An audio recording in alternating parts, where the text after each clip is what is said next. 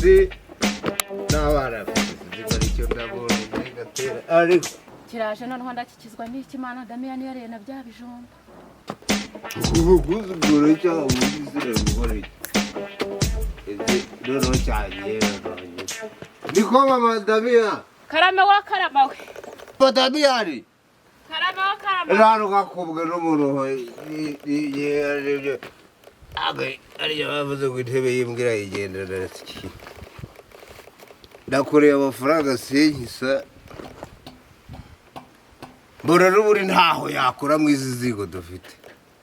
aho wideburiye k'umugore bamba ku byo kurya bazarya bako byo kurya sege vuga rimwe witawe ndago n'umugabo ikijumba cyari gihari Damiyani yakiriye uvuze ngo ikijumba ko cyakirize utego ndamingo iki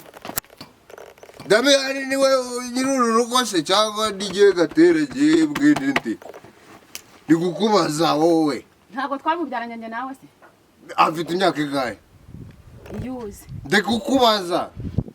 utaza gutuma nkubahuka bwana Damiyani afite imyaka yo kwiyigira zaba injonjoro rw'akazirya cyangwa none se ko nanibere harangiye kumena ibishingwe mu ngarani nkaza nsanga gisohokanye ibyo wabinziza kandi narakubwiye ngo tujyara mu kabari se ninjya nakwereje mu kabari narabikubwiye ngo tujyara abo dushoboye kurya none Damiyani asigaye ari ibyo rahashe naje nicyo hari umwana abanye nzanzanye hari umwana abanye nzanzanye reka kubwiza ukuri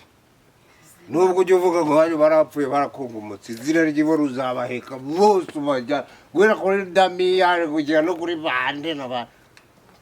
byose ukure mu rugo kwa Gatera mbajyane mu matongo kubera ko harabona kundi ntabwo ngiye kujya mbwirirwa ngewe waribonye ukireba nk'ikinyara ku buriri wakigore komeza ujya gusinda ku mabere ya nyoko